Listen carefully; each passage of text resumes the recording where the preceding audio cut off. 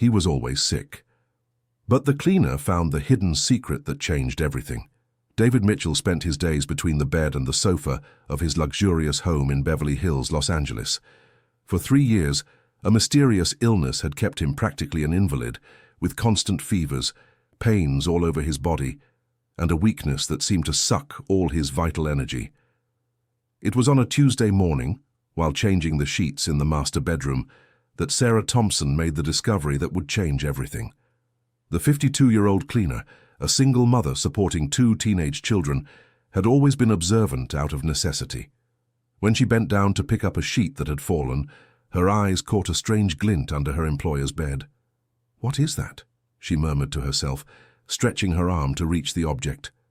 It was a small dark glass vial, no bigger than a bottle of nail polish, hidden behind one of the bed legs. The label was in English, but with tiny ornate lettering that she had difficulty deciphering. What intrigued her most was the fact it was hidden there, as if someone didn't want it to be found. Sarah put the vial in the pocket of her green uniform and continued with her work, but her mind couldn't stop thinking about it. She had worked in David's house for 2.5 years, ever since his illness had manifested. Before that, according to the other staff, he was a vibrant man, owner of a small chain of Middle Eastern restaurants he had inherited from his father, a Syrian immigrant who had arrived in the United States in the 60s. During lunch, she observed the household routine more closely. Mrs. Patricia, the 60-year-old housekeeper who had worked there for almost a decade, religiously prepared the afternoon tea for her employer. Always the same ritual: boiling water, imported sachets of special herbs, organic honey, and a special brown sugar that she kept in a porcelain jar locked in the kitchen cabinet. "Mrs. Patricia," said Sarah, feigning casualness while wiping the counter, "Mr. David isn't getting any better, is he? Poor thing, he seems weaker every day." The housekeeper, a severe-looking woman with greying hair always pulled into a tight bun, barely looked up. "It's God's will, my dear. The doctor already said there's nothing more to be done, it's just a matter of time."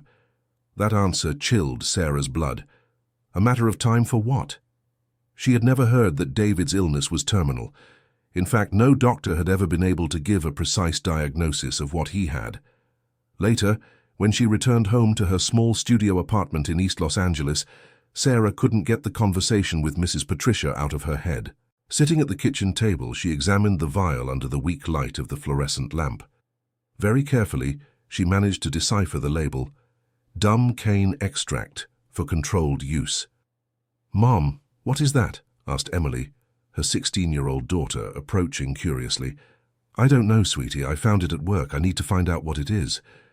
"Why don't you ask the pharmacist on the corner? Mr. Henry knows everything about medicine and medicinal plants." The next morning, before going to work, Sarah stopped by the neighborhood pharmacy. Henry Carter, a thin man with thick glasses who had been behind the counter for more than 20 years, examined the vial carefully. "Good Lord, Mrs. Sarah, where did you get this?" he exclaimed, his face paling. "Why, is it bad?" "Dumb cane is a very toxic plant. This here is a concentrated extract. Just a few drops are enough to cause severe symptoms: fever, muscle pain, extreme weakness." Sarah's heart raced. Those were exactly the symptoms David had been showing for 3 years. "And if someone took this for a long time?" she asked, trying to keep her voice calm. "It would be fatal, ma'am." The body was deteriorating little by little. The person would waste away until... He stopped, noticing the horrified expression on her face. "Where did you find this?"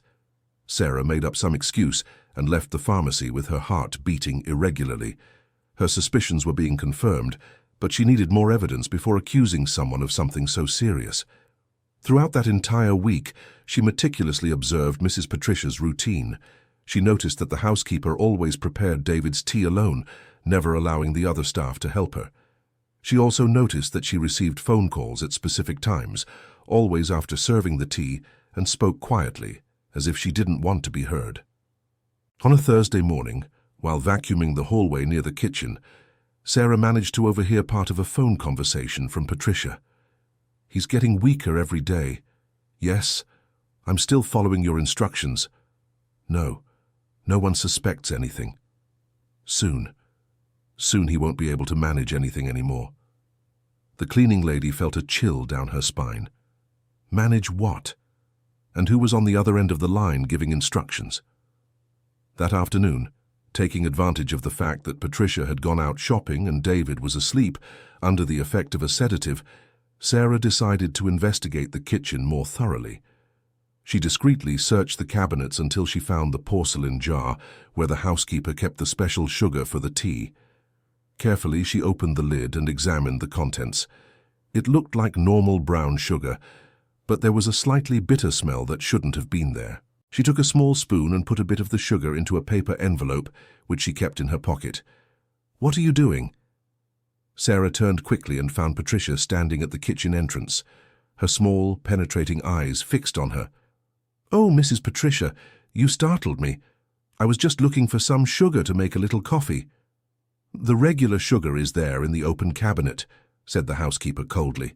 "This one here is special, only for Mr. David's tea. It's imported and very expensive." "Sorry, I didn't know," murmured Sarah, quickly closing the jar. Patricia continued to stare at her for a few seconds that felt like an eternity. "Sarah, you are a good employee, but you need to remember your place. Everyone here has their function. Yours is to clean. Mine is to take care of the house and the boss's well-being. Understood?" "Yes, I understand, Mrs. Patricia." The housekeeper nodded and left the kitchen, but Sarah felt that something had changed. From that day on, Patricia began watching her more closely, as if suspecting she knew something. Dear listener, if you are enjoying the story, please take a moment to like and especially subscribe to the channel. It helps us a lot as we are just starting out. Now continuing. On Friday, Sarah took the envelope with the sugar back to Henry. The pharmacist examined the contents with a magnifying glass and then performed a few simple tests. "Mrs. Sarah, there is something very strange here. This sugar has been mixed with some substance. By the smell and coloration, I suspect it is the same extract from that bottle you brought me." "Are you sure?" "I can't be absolutely certain without a laboratory test, but all the evidence points to it. Ma'am, if someone is taking this regularly—" "I know," interrupted Sarah. "I need to do something." On Saturday morning, she tried to speak with David. She found him on the terrace, sunbathing on a lounge chair. He was visibly thinner than the week before, his face pale and his eyes sunken.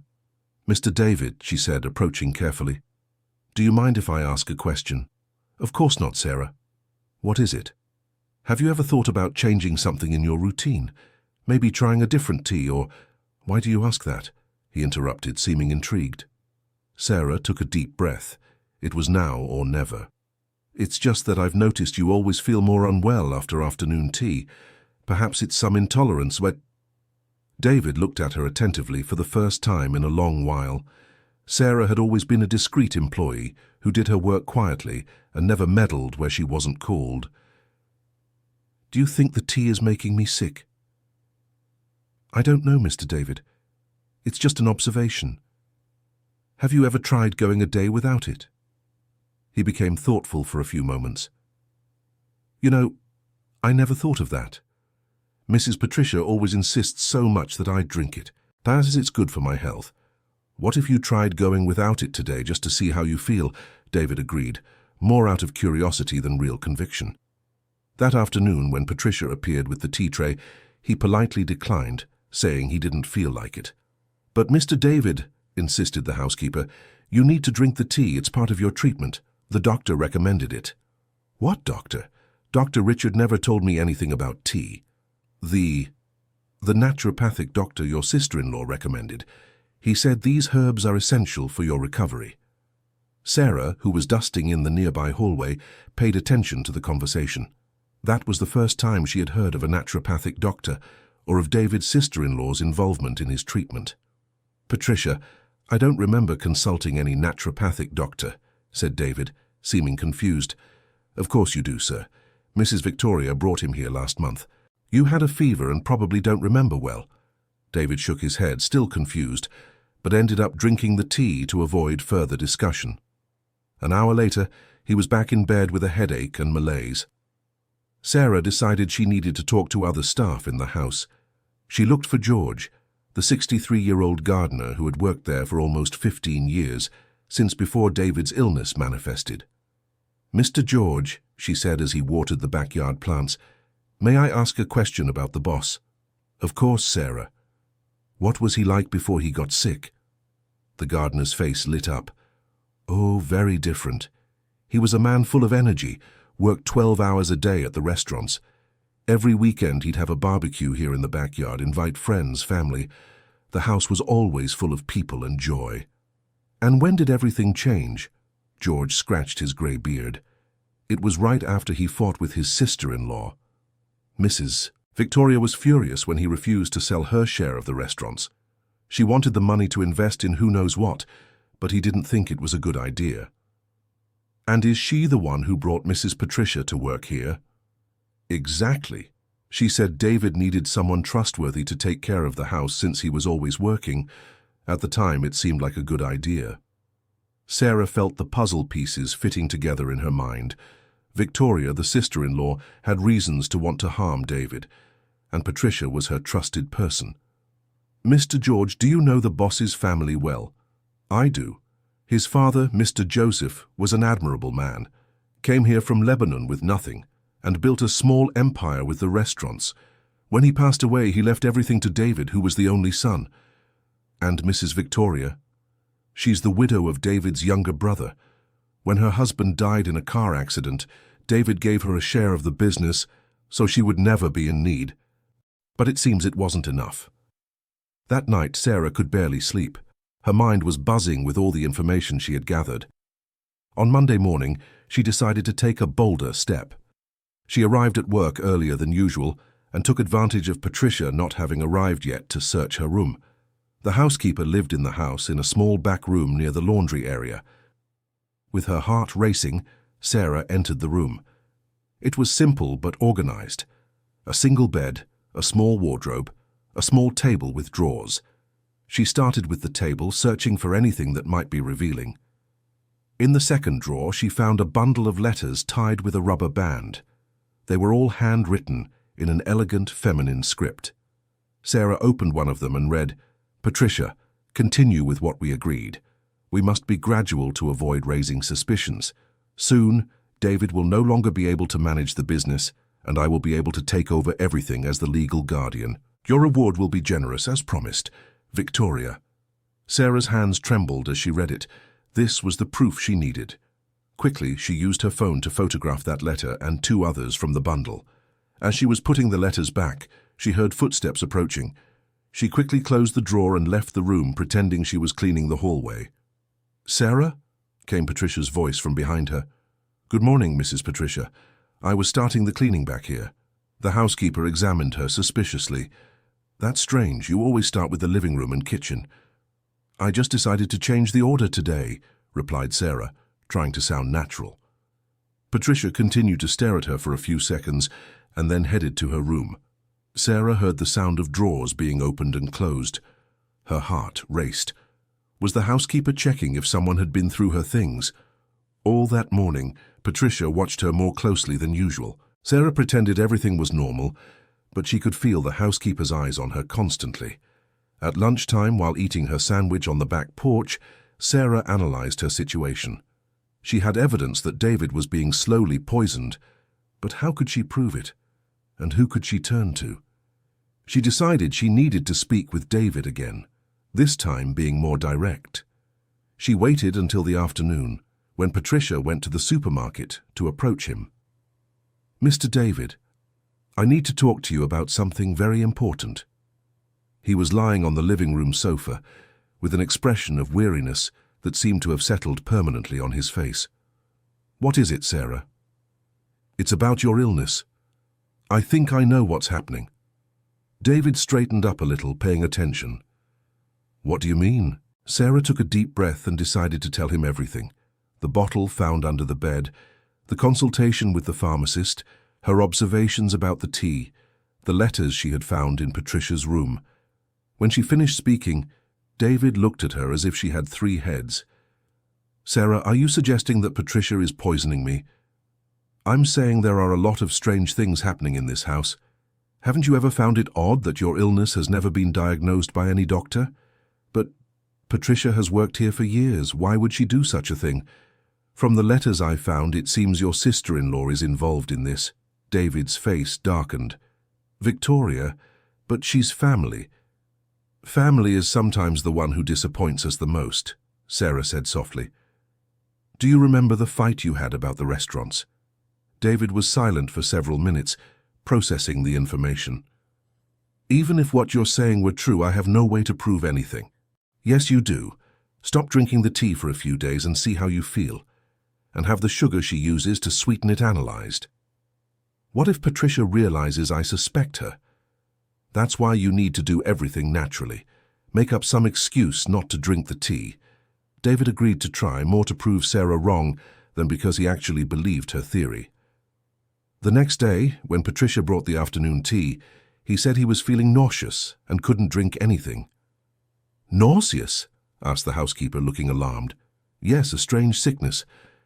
It must be some side effect of the new medication the doctor prescribed. What medication? You didn't tell me about any new medication.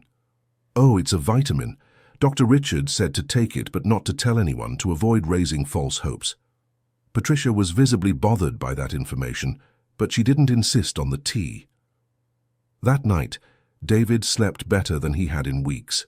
On the second day, without the tea, he woke up with a bit more energy. On the third, he managed to stand for longer without feeling dizzy. On the fourth day, he was absolutely certain that Sarah was right. My God, he murmured to himself, sitting in bed. They really were poisoning me. The realization was devastating. Patricia, whom he had trusted for so long, Victoria, his sister-in-law, whom he had always treated like a sister. How could two people so close to him do such a thing to him? That afternoon he asked Sarah to come to his room. You were right, he said, his voice choked with emotion. I'm feeling better with each day that passes without that tea.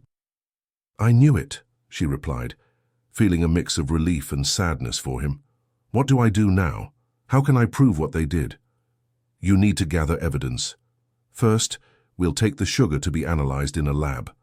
Then you can pretend you're getting worse and see how they react. How so? If they really are trying to make you incapable of working to take control of the businesses, they'll accelerate the plan when they think you're about to become completely debilitated. David followed Sarah's advice.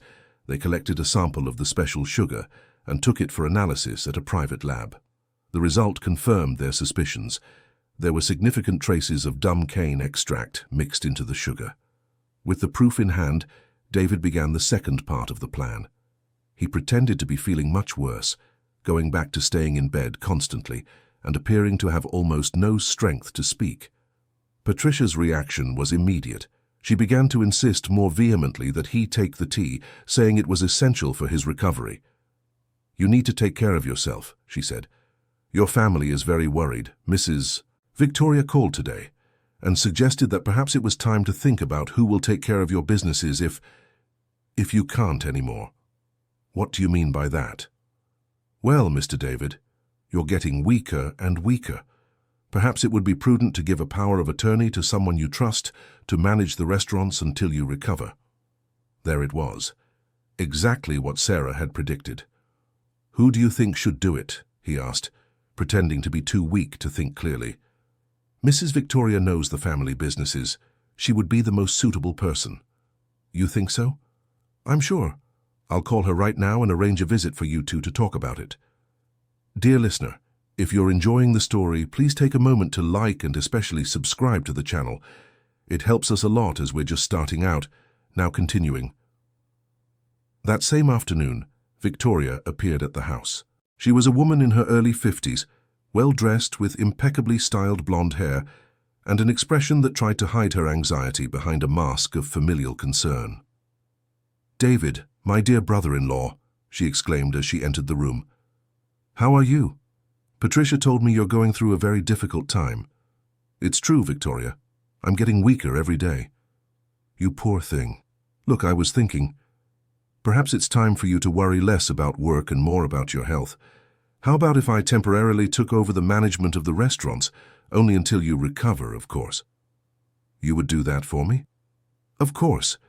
We're family. It's my duty to help.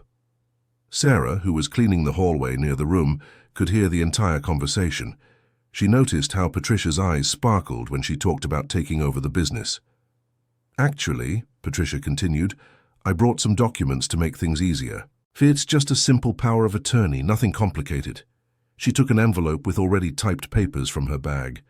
"But shouldn't I consult a lawyer first?" "What for?" "It's just a temporary thing between family. Besides, you're too weak to keep going to a lawyer's office." David pretended to examine the documents with difficulty. "All right, but let me talk to Dr. Richard first to see if he thinks my condition might be temporary or if it's something more permanent." The expression on Patricia's face changed subtly.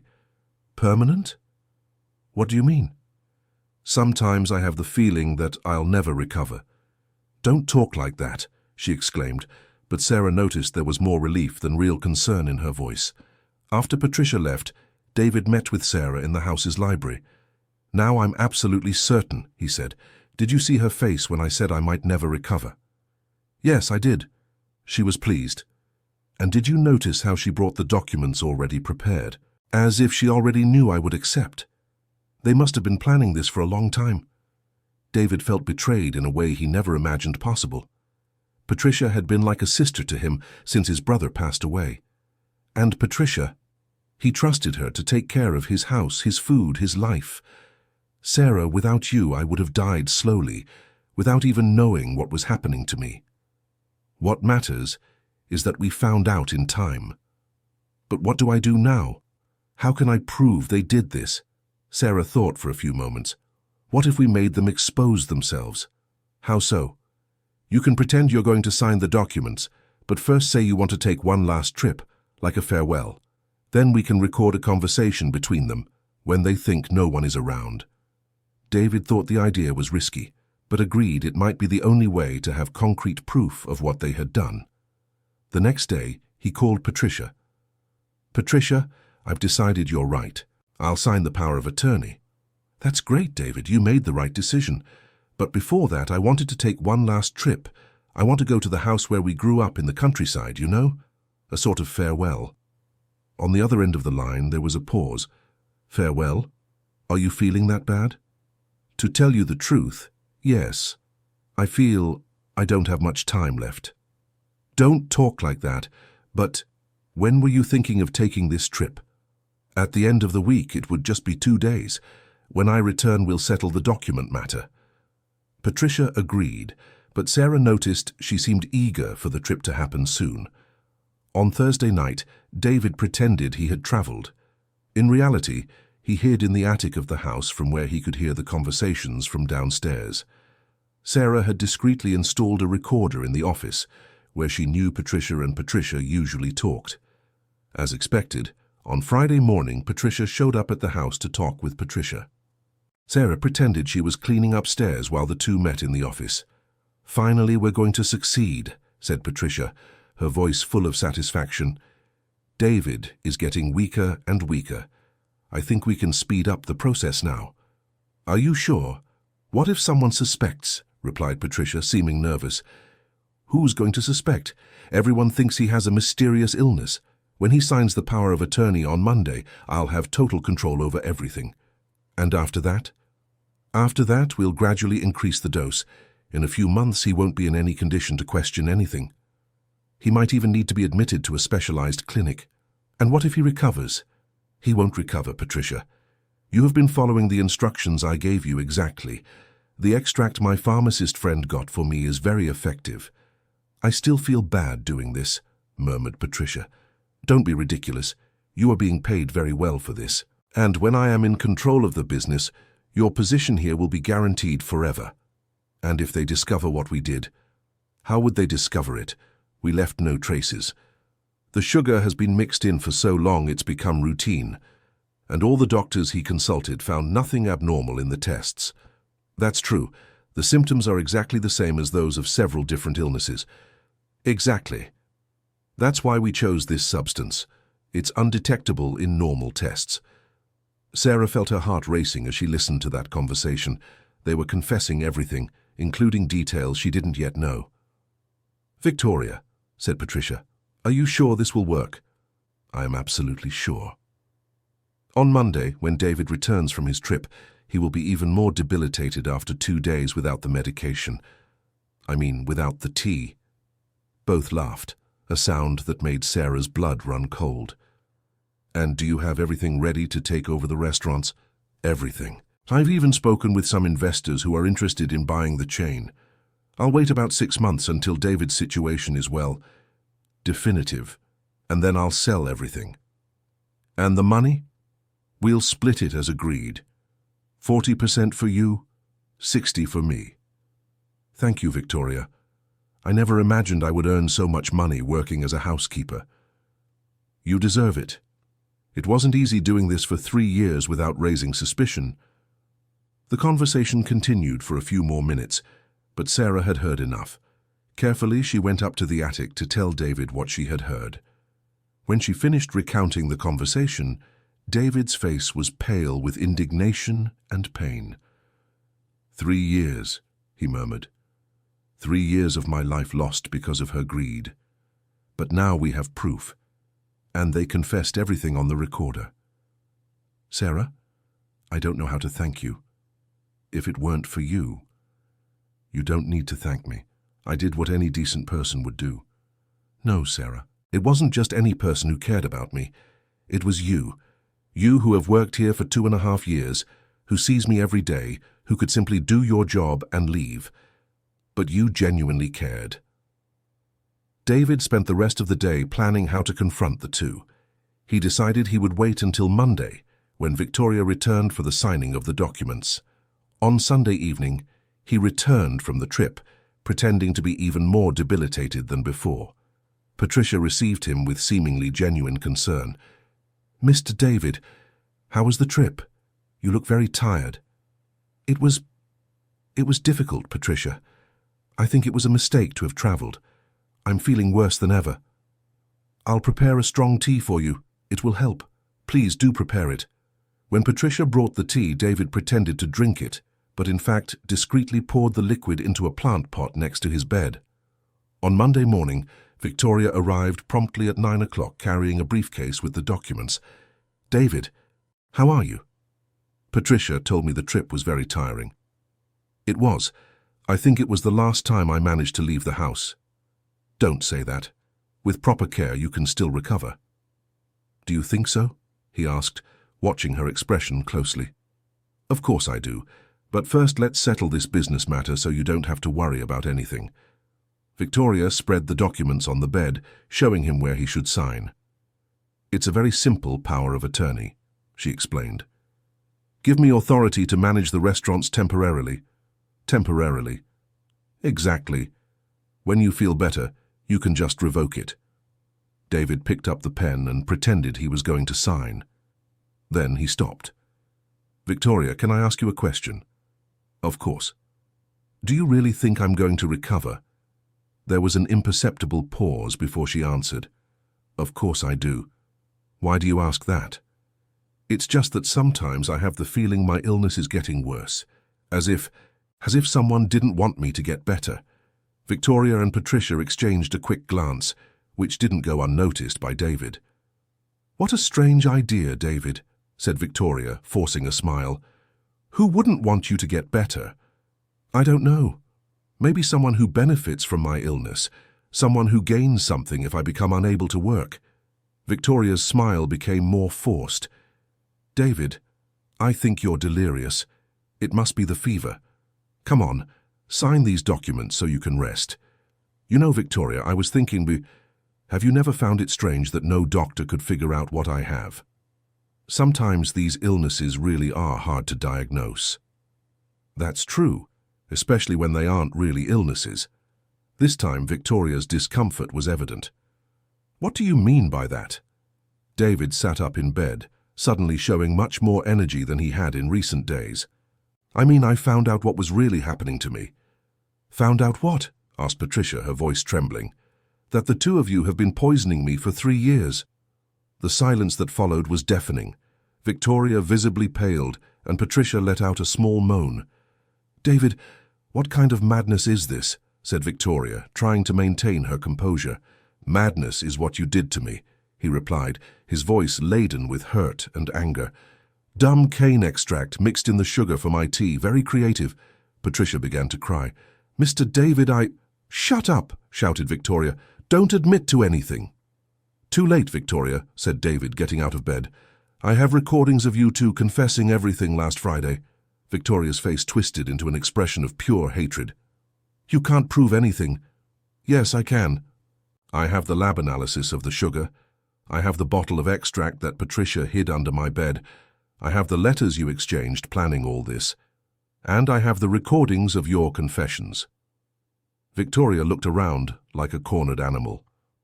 Even if it's true, you'll never be able to sue me. I'm family. Family? David's voice was full of pain. Family doesn't try to destroy each other for money. You never understood anything, exploded Victoria. My husband died working for this family. He dedicated his whole life to the restaurants, and when he passed, all I got was a pittance. Meanwhile, you inherited everything just for being a man. I gave you 40% of the restaurant's profits. You were never in need. 40% of the scraps. I wanted it all. I deserved it all. And so you decided to kill me slowly. We weren't going to kill you, murmured Patricia through tears. We just wanted to make you weak enough so you couldn't work. And then? Asked David. When I was no longer good for anything? Then you would be admitted to a specialized clinic, said Victoria coldly, and I would take full control of the business. For the rest of my life, for as long as necessary. The cruelty of that answer left David speechless. This was the woman he considered a sister, whom he had helped financially for years, whom he had welcomed into his home as family. Get out of my house, he said, his voice low but firm. Both of you. Now. David, listen, tried Patricia. Get out. The two women left the room in silence. David heard the sound of Patricia arranging her things in the back room, and half an hour later the gate of the house closing as they left. Sarah, who had witnessed the entire confrontation while hidden in the hallway, entered the room. Are you all right, sir? David was sitting on the edge of the bed, his head in his hands. I don't know if I'll ever be all right again, Sarah. How can I trust anyone after this? You can trust people who show it through their actions, not their words. People who truly care. He looked at her. This simple woman who worked quietly in his home and had saved his life without expecting anything in return. Like you? He asked. Like me. Like your Mr. George. Like Dr. Richard, who came here every week worrying about you even though he couldn't figure out what was happening. There are good people in the world, Mr. David. You just need to know how to recognize them. In the weeks that followed, David gradually recovered. His energy slowly returned, and with it his will to live and work. He decided not to press criminal charges against Victoria and Patricia, but he filed a police report and took measures to ensure they would never come near him or his businesses again. Victoria tried to contest the decision through lawyers, claiming she was entitled to a larger portion of the family inheritance, but the documents proving her poisoning attempts caused her to lose even the 40% she was already receiving. Sarah continued working in the house, but now in a very different role. David promoted her to manager of one of the restaurant units, recognizing in her an intelligence and dedication that had gone unnoticed all those years. Sarah, he said one day, several months after the truth had been discovered, I want you to know that you didn't just save my life. You taught me to value true loyalty. You don't have to thank me, sir. I did what was right. That's exactly why it made a difference, because for you, doing what's right doesn't depend on a reward or recognition. David also completely restructured his personal life. He realized he had isolated himself too much, trusting a few people who had turned out to be false. He began to get closer to his employees, learning their stories, their families, their dreams. He discovered that George, the gardener, wrote poetry in his spare time, that the new cook he had hired had been a chef at a renowned restaurant before losing her job due to her age, that the young waiter who worked on weekends was studying business administration and had brilliant ideas for improving customer service. With Sarah as his trusted manager, the restaurants began to prosper in a way he hadn't seen in years. She had a unique eye for the details that made a difference, the care for each customer, the organization that made everyone's work easier, the attention to the employees that made them feel valued. You know what you have that I hadn't seen before? David asked Sarah one day. What? You see people, truly, not just what they do or what they can do for you. You see who they are. I learned that raising my children alone, she replied. When you don't have much to offer in material terms, you learn to value other things. People's character, kindness, honesty.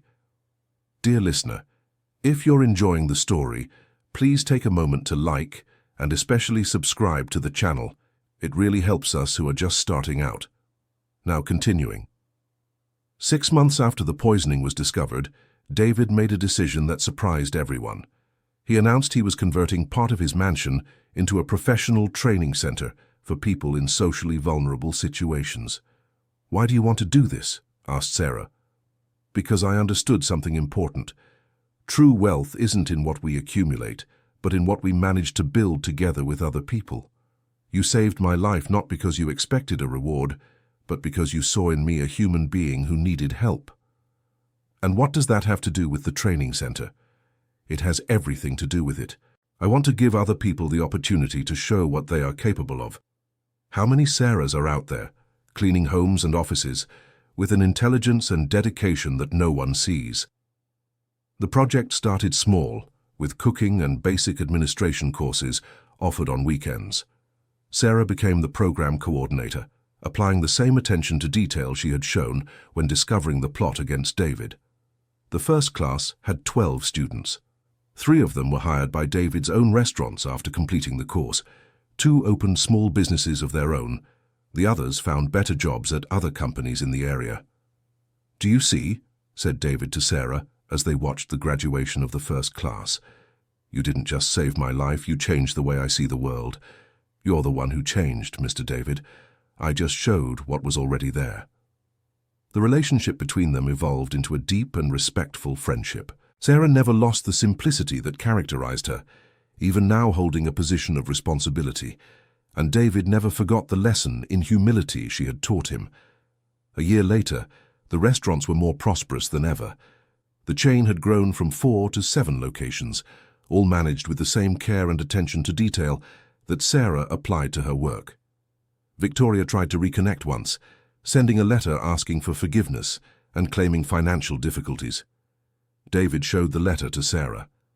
What do you think? He asked. I think forgiving is important for you, not for her.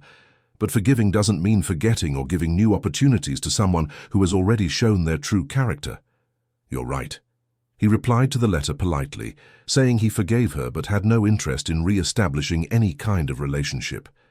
He also made it clear that she had permanently lost any claim to the family business. 2 years after the truth was discovered, David made another proposal to Sarah. I want you to be my partner. How so? I want to split the ownership of the restaurants with you, 50% each. Sarah was shocked. Mr. David, I can't accept this. Why not? Because it's not fair. This company was built by your father, passed on to you. I did nothing to deserve half of all this. Sarah, you've done more than anyone in my family ever did. You saved my life and taught me to value the right things. Without you, I'd be dead or in some clinic, and the restaurants would have been sold by Victoria a long time ago. But even so. Besides, you've proven every day that you deserve this partnership. The restaurants have never run as well as they do now under your management. After much thought, Sarah accepted the proposal, but on one condition, that they continue investing a portion of the profits in the professional training center. I want other people to have the opportunities you gave me. From that moment on, the two became not just partners, but allies in a greater mission, to use the success of the restaurants to create opportunities for people who, like Sarah had been, worked hard, but didn't have the chance to show their true potential. The training center grew and began offering courses in cooking, administration, customer service, and even small business entrepreneurship. Many of the graduates were absorbed by the restaurants themselves or found better jobs at other companies. 3 years after that Tuesday morning when Sarah found the small vial under the bed, she was sitting in her own office, reviewing the financial reports from the restaurants and planning the expansion of the training center. Emily, her daughter, now 19, was studying business administration at university on a scholarship that David had secured for her. Her son, Nathan, 17, worked part-time at one of the restaurants while finishing high school, already showing the same keen eye for detail that characterized his mother. "Mom," said Emily one afternoon, visiting the office where Sarah worked, "sometimes I think about how different our lives would be if you hadn't found that vial." "I think about that too," replied Sarah, "but you know what I learned? Life always presents us with opportunities to do the right thing. The question is whether we're willing to take the necessary risks." "Were you scared?" "Very. I was afraid of losing my job, of not being able to support you, of no one believing me. But I was also afraid of doing nothing and watching a good person slowly die." "And what made you decide?" Sarah smiled, remembering that morning when she found the vial. "I remembered you and your brother. I thought, what kind of person do I want my children to see in me? Someone who stays silent when witnessing an injustice, or someone who fights for what's right? And you never regretted it. Never, not even in the most difficult moments." That same week, David announced a new project, a free culinary school for low-income youth to be built on the lot next to the training center. "Is this idea yours?" asked Sarah. "Ours," he replied. "I've learned that the best projects are the ones we build together." The school would be the first of its kind in the region, offering complete culinary training, from basic techniques to fine dining, plus classes in restaurant management and entrepreneurship. "We want to train not just cooks," explained David at the meeting with the investors who would support the project. "We want to train people who understand that cooking is a way to care for others, to create connections, to build communities." The idea was met with enthusiasm, not only by the investors, but by the local community. Within a few months, they had more applicants than available spots. Sarah took on the role of pedagogical coordinator for the school, applying the same principles she had used to transform the restaurant management: individual attention for each student, an environment of respect and collaboration, and a focus not just on technical learning, but on human development. "You have a gift for teaching," said David, watching her during a practical class where she guided students in preparing a traditional Lebanese dish.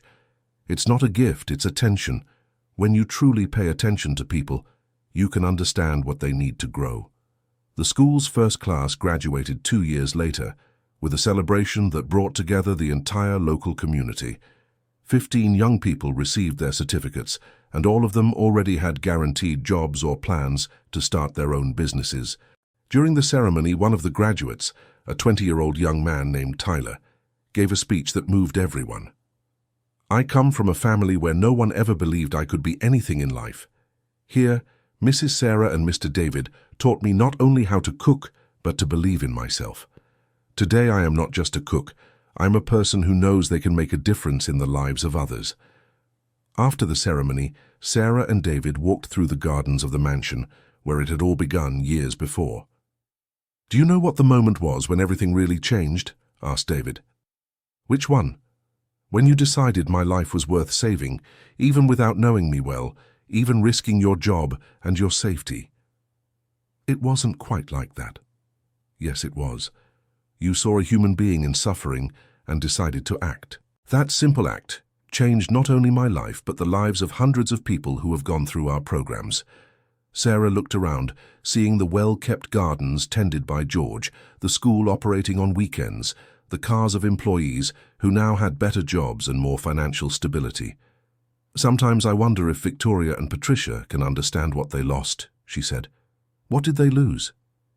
"The chance to be part of something bigger than themselves, to build something that truly mattered. Do you think they regret it?" "I don't know. I hope so. Not for us, but for them.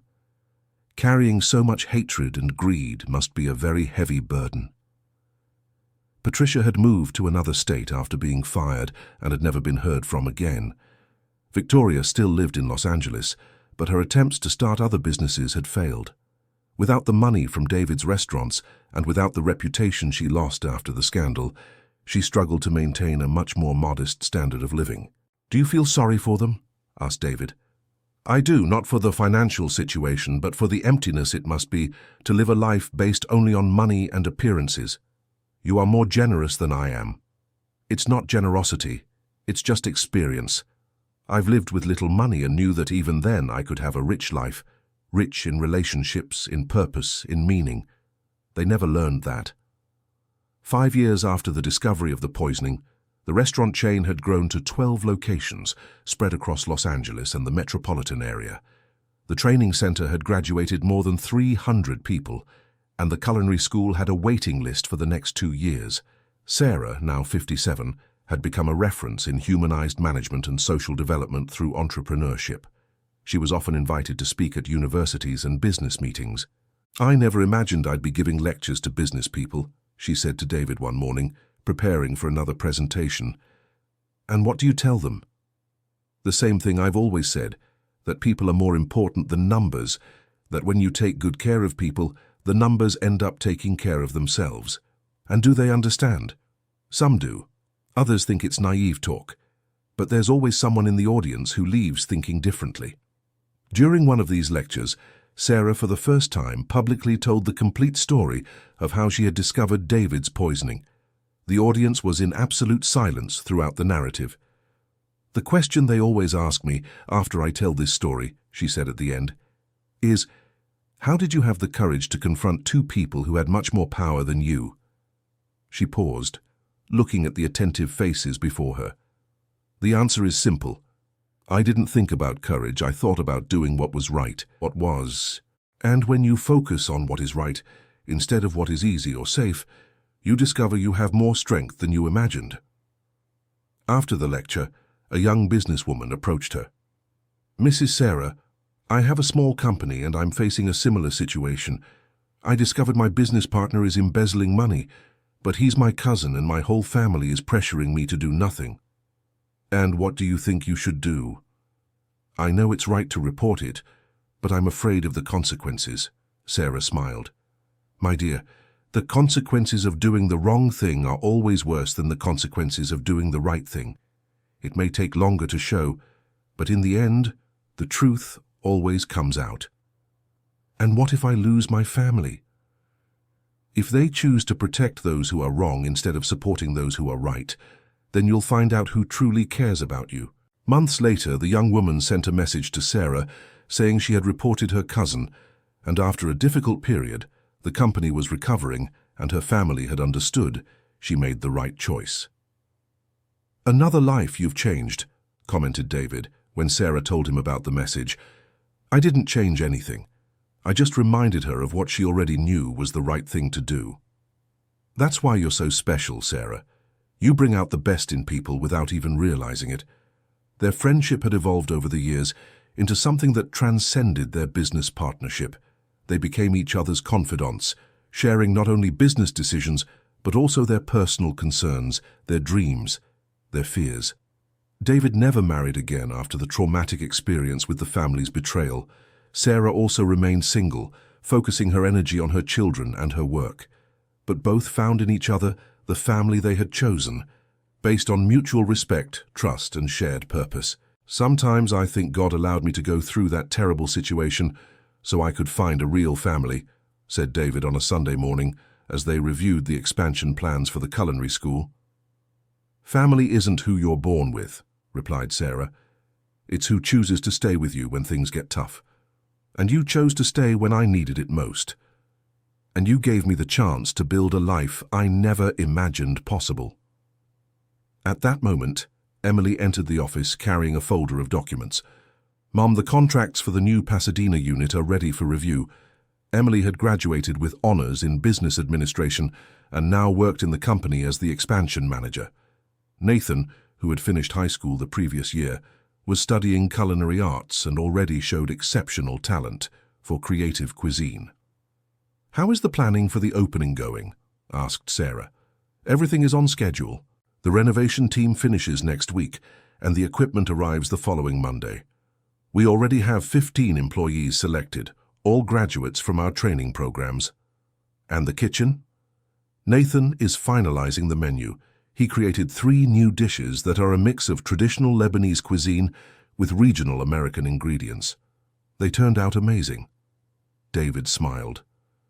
Your family is building a legacy, Sarah.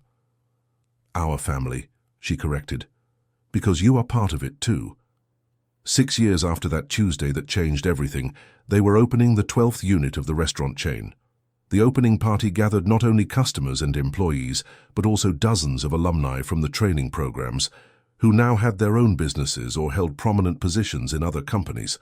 During his opening speech, David made sure to tell how it all began.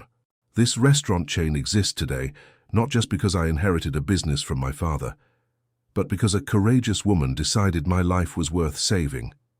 Sarah Thompson taught me that true success isn't measured by what we accumulate, but by what we build together. Applause echoed through the hall, and many people had tears in their eyes. More important than the delicious dishes we serve here, he continued, is the fact that every dish is prepared by people who believe in what they do, who have been treated with dignity and respect, and who have the opportunity to grow and develop. Sarah, who was in the audience, felt moved but also deeply grateful. She looked around and saw the faces of people whose lives had been touched by the programs she and David had developed together. There stood Tyler, the first student of the culinary school, who was now the chef of one of the locations. Mary Elizabeth, a former cleaner who had become a cleaning supervisor, and then an administrative manager. Michael James, a young man who had arrived at the training center, barely able to read, and now coordinated the customer service department. "And now," said David, concluding his speech, "I want to announce our next project. In partnership with the city and the state government, we are going to open a social development institute that will expand our programs to the entire metropolitan region." The audience erupted in applause. Sarah had not known about this announcement and looked at David in surprise. "The Sarah Thompson Institute," he said, smiling at her, "will offer professional training, microcredit for small entrepreneurs, and financial education programs for underprivileged communities."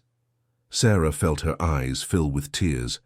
She had never imagined her name would one day be associated with a project of such magnitude. "Why?" she asked later when they were alone. "Because you were the one who planted the seed for all of this. Every person who got a better opportunity, every family that left poverty, every young person who discovered their potential, it all started with your courage to do what was right on that Tuesday 6 years ago." The Sarah Thompson Institute was inaugurated 1 year later, in a ceremony attended by city and state authorities, representatives from other companies that were inspired by the model to create their own social programs, and hundreds of people whose lives had been impacted by the work of Sarah and David. During the ceremony, a reporter asked Sarah, "How do you feel knowing your story has inspired dozens of other companies to create similar programs?" "I feel happy but also responsible," she replied. "Happy because it means more people will have opportunities. Responsible because now we have to ensure this continues to grow." "And what is the greatest lesson you have learned on this entire journey?" Sarah thought for a few seconds before answering. "That an ordinary person can do extraordinary things when they decide to focus on the good of others, instead of their own benefit. I was just a cleaner who couldn't stay silent seeing an injustice. But that simple act generated consequences I never imagined." Do you have any advice for other people who might be facing similar situations? Have the courage to do what is right, even when it's hard. And remember, when a door closes because you made the right choice, a window always opens to something even better. 7 years after finding that small vial under the bed, Sarah was sitting in her office at the institute that bore her name, reviewing the reports from the first year of operation. Over 1,000 people trained, 300 small businesses created with support from the microcredit program, 500 families benefited from the financial education courses. Emily, now married and pregnant with her first child, continued working on the expansion of the restaurants. Nathan had become a recognized chef and was planning to open his own restaurant, a creative fusion of Lebanese cuisine with Amazonian ingredients. "Mom," said Nathan one afternoon, visiting her at the institute, "I want you to know that you are my greatest inspiration." "Why, my son?" "Because you taught me that true success comes from making a difference in the lives of others.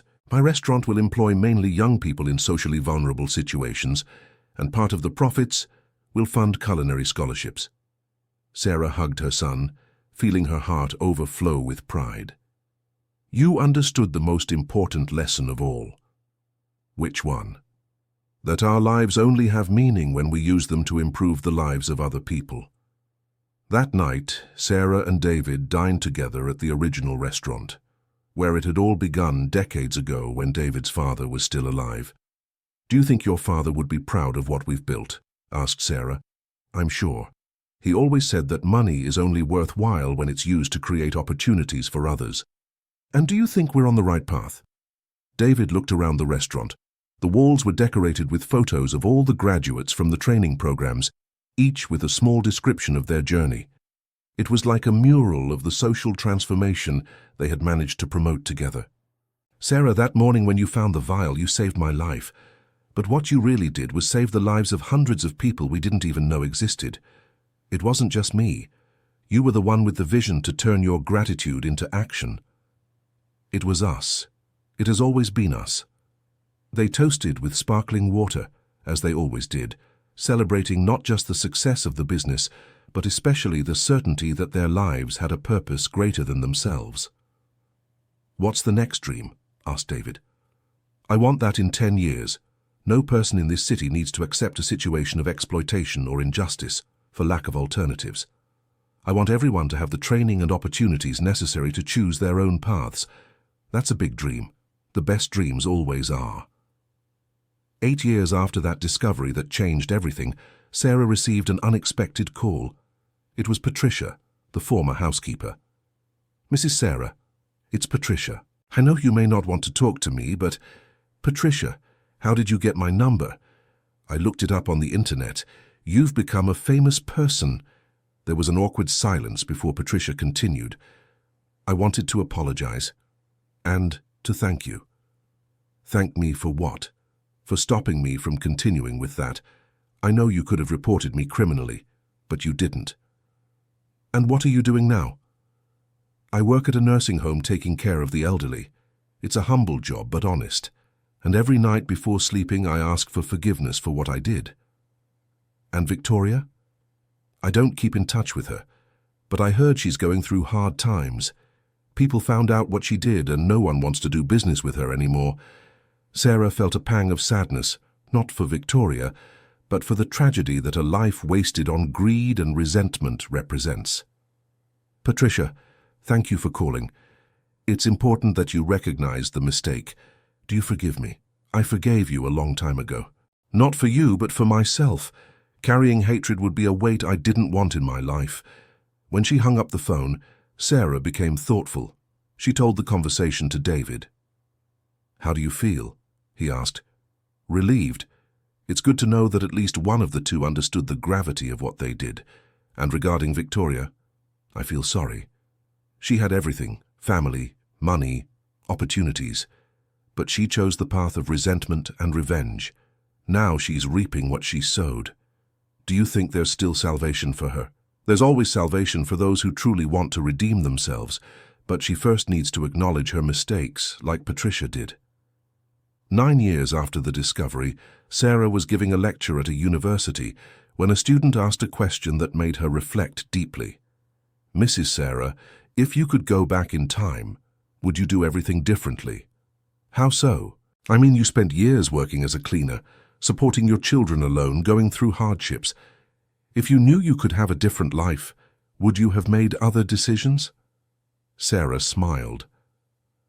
"My dear, every difficulty I faced prepared me to be where I am today. If I hadn't lived through the struggle of supporting a family with dignified but poorly paid work myself, I would never truly understand what the people going through our programs need." "So you wouldn't change anything, Mrs. Sarah?" "I would change just one thing. I would have discovered my potential earlier, but for that, I would have needed the opportunities we now offer to others. That's why our work is so important." After the lecture, the same student approached. "Mrs. Sarah, I come from a humble family, and sometimes I'm afraid I won't be able to take advantage of the opportunities I have here at the university." "Why are you afraid?" "Because I feel like I don't belong in this world. Everyone here had a better education, more resources, more preparation." Sarah recognized in those eyes the same fear she had felt when she started working as the administrator of the restaurants. "Can I give you some advice?" "Of course." "Don't focus on what you didn't have. Focus on what you do have. determination, a desire to grow, life experience that many of your classmates don't have. And remember, you don't have to prove anything to anyone. You just need to be the best version of yourself. And how do I do that? Work hard, but also be kind to yourself.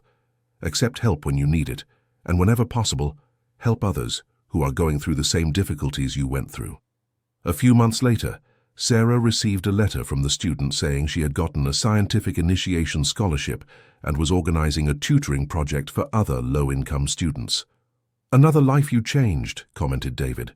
"Another person who found their own path," corrected Sarah. 10 years after finding the vial that changed everything, Sarah was organizing a big celebration party, not just for the 10 years since the discovery, but for the milestones they had reached. 20 restaurant units, over 2,000 people trained through the programs, 500 small businesses created, 3,000 families directly or indirectly benefited. The party was held at the Institute's space, with hundreds of people in attendance whose lives had been touched by the work she and David had developed together. During the ceremony, David gave an emotional speech. 10 years ago, I was a man slowly dying, poisoned by people I trusted. Today, I am a person who lives each day with purpose, surrounded by a family I chose and who chose me back." He looked at Sarah, who was in the front row. "Sarah Thompson taught me that true wealth is not in what we accumulate for ourselves, but in what we manage to build for others. She saved me from physical death, but more importantly, she saved me from spiritual death. And now," he continued, "I want to announce that we are creating a foundation that will take our social development model to other cities in the United States. Our goal is that within the next 5 years, there will be Sarah Thompson Institutes in at least 50 American cities." The audience erupted in applause. Sarah stood up, moved, receiving an ovation that lasted several minutes. When it was her turn to speak, she looked at all those faces illuminated by hope and gratitude. 10 years ago, I was a cleaner who found a vial under a bed. Today, I am proof that anyone can change the world, as long as they have the courage to do the right thing when the opportunity appears." She paused, looking at Emily, who was holding her baby, and at Nathan, who had managed to open his own restaurant using the principles of social responsibility he learned from his mother. "But the most important thing I've learned in these 10 years is this: none of us achieves anything alone. Every achievement we celebrate today was possible because different people came together around a common purpose, to create a world where everyone has the opportunity to show their best. So my challenge to you is this," she continued. "Leave here and find your own way to make a difference. It can be small, it can be big, but let it be genuine, because the world needs every one of us doing our part." After the ceremony, Sarah and David walked through the gardens where she had worked for so many years as a cleaner. "We did it, didn't we?" said David. "Did what?" "Proved that it's possible to build something bigger than ourselves. We didn't prove anything. We merely showed a path. Others will be the ones to prove it, by repeating and improving what we did. You're never going to accept the credit for what you've achieved, are you? Because it wasn't my achievement, David. It was ours. And more than that, it belonged to all the people who believed and dedicated themselves alongside us." They stopped near the flower bed where George cultivated roses. The gardener, now 73 years old, still tended the gardens, but had also become a sort of unofficial counselor for the young people participating in the programs. "You know what George told me yesterday?" asked Sarah. "What?" "That he had never seen the house so alive as in the last few years. That before it was just a beautiful house, but now it's a home where people grow and realize dreams." He's right. This house has a soul now. And you know why? Because it's full of purpose. It's no longer just a place where someone lives, it's a place where the future is built. That night, after all the guests had left, Sarah went up to the room that had once been David's, where she had found the vial that changed everything. Now the room functioned as a meeting room for the Institute. She approached the exact spot where the bed had been and smiled, remembering the morning her life had taken a completely different turn. "Thank you," she murmured softly, not quite sure to whom, to fate, to God, to the very courage she had found in that moment. Thank you for what? Asked David, appearing in the doorway. For everything. For giving me the chance to discover what I was capable of. For believing in me when I didn't believe in myself. For becoming the family I never had. Sarah, you know the gratitude is mine, don't you? It's mutual. And that's what makes everything even more beautiful. They stood in silence for a few minutes, each lost in their own reflections on the journey they had traveled together. What's the next dream? Asked David, repeating the question he had asked many times over the years. I want my grandson, said Sarah, referring to Emily's baby, to grow up in a world where no child has to accept limitations imposed by poverty or lack of opportunity. That's a big dream for one lifetime. Then let's start making it happen and leave it to the next generations to finish the work. Agreed. And so 10 years after a cleaner found a small vial hidden under a bed, two people whom fate had improbably brought together continued to dream and work to make the world a better place for everyone. End of story. So, what did you think of Sarah's journey? This story shows how a simple act of courage can transform not just one life, but hundreds of them. Comment below. Do you believe anyone can make a difference? Did you enjoy seeing how persistence and honesty were rewarded? Leave your like if the story touched you, and subscribe to the channel for more moving stories like this one. Your participation is what motivates us to keep bringing these narratives that celebrate the best in humanity.